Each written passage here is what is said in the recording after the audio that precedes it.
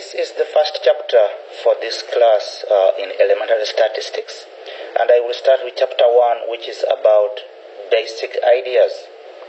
So in this chapter, we're going to be able to actually get a few concepts as they are used in statistics.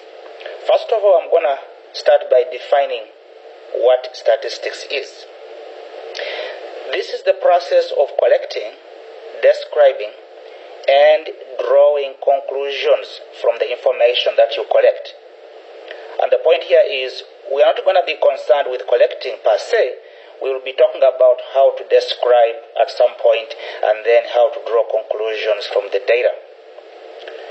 When we say population, a population refers to the entire collection of individuals about which information is sought. And a sample is a subset of the population, which contains the individuals. In other words, a sample is just part of the population. So, for example, if the population is all individuals who live in Southern California, you may take a sample as being those individuals who live in Orange County. So that is just a sample which is part of the population. A simple random sample is a sample for which all the items in the population have an equal chance of being selected for inclusion into the sample. In other words, every item in the population is equally likely to be included in the sample that you are trying to select. So in other words, everybody around must have an equal chance of being put in the sample. By the way, it is possible to use technology to obtain a simple random sample. We can use a computer or a graphing calculator to generate what we call random numbers. You can generate random numbers and then assign each random number to a particular item. Okay? So, for example, suppose a population contains 300 items and we need a sample of just 6 individuals. What are the steps to generate a simple random sample? Here are the steps. Step number 1, you should number the items from 1 to 300. In other words, all the items in the population have a number.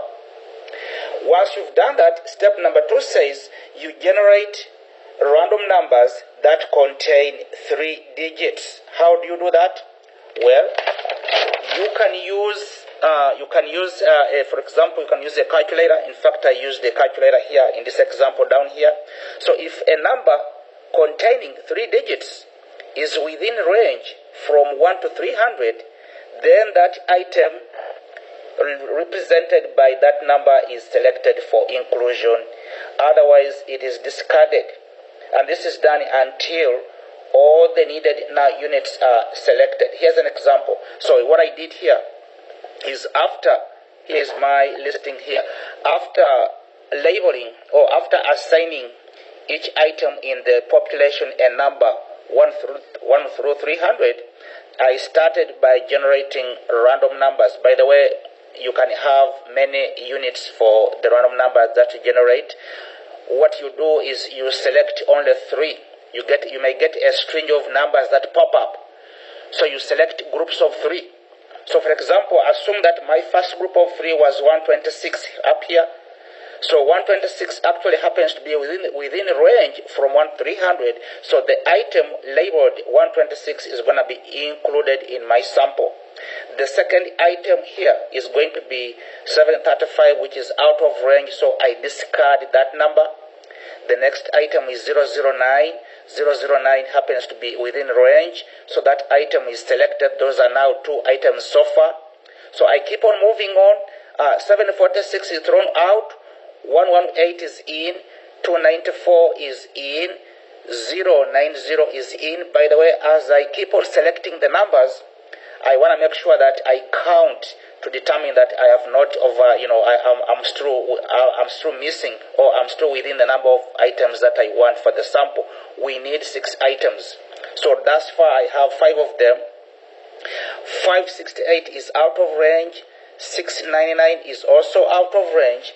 788 is also out of range, but 116 happens to be my sixth item, and that's when I stop. So right there, I have selected a simple random sample with 6 items out of 300.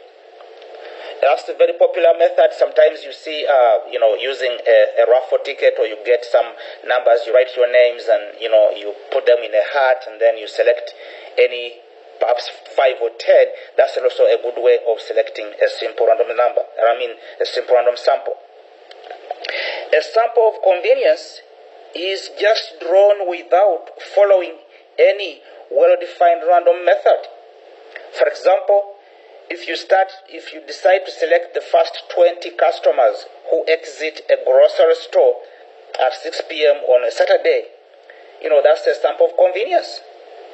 And as we can see, that sample may not be representative of the entire population, because in many cases, the sample that we select has to have the same characteristics as the population to be what we call a representative of the population. Now, besides the simple random sample in which the subjects are selected using randomness that we saw above, there are other sampling methods which are discussed below. The first one that I'm talking about here is what we call a stratified sample here, number 1. And in a stratified sample, the population is first divided into groups. Okay? You break up the population into groups which we call strata. And strata is a plural for stratum. If it is 1, we call it a stratum. Then, a simple random sample of items is drawn from each stratum, after which you collect all those simple random samples and put them together to generate the master sample that you are selecting, that you are trying to look for. We call it a stratified sample. For example, the 50 states can be the strata, and a random sample of individuals proportional to the size of each state is selected. The sample is then the collection of all the different samples from each state. So you go to California, you select a random sample of items from California, you go to Vermont, you go to Maryland, you go to Michigan, all the way, and you add up all the items that you selected from each state. You create what we call a stratified sample. The second one I'm talking about here is what we call a cluster sample. And in a cluster sample, the population is divided into groups also, called, this time they are called clusters, just almost like we had for strata. In this case, the groups are called clusters, as opposed to being called strata. And the difference between clusters and strata is that with clusters, you want to make sure that the groups are somehow homogeneous.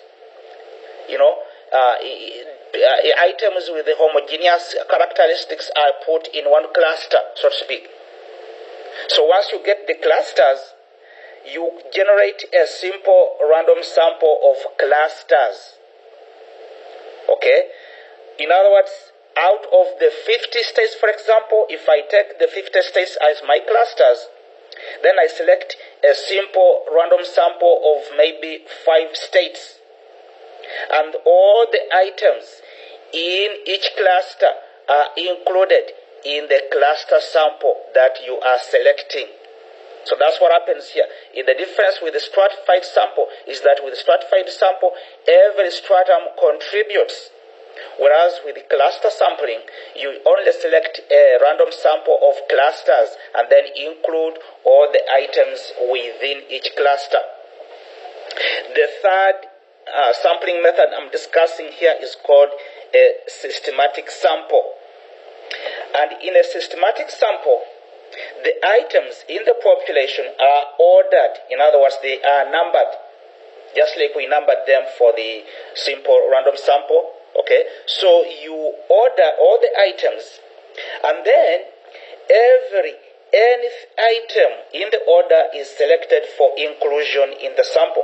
I'm going to discuss a little bit about this thing, whatever the nth item is talking about. But basically, for example, if you want to select the 10th item, you then select every 10th item from the beginning, 10th item, 20th item, 30th item, etc.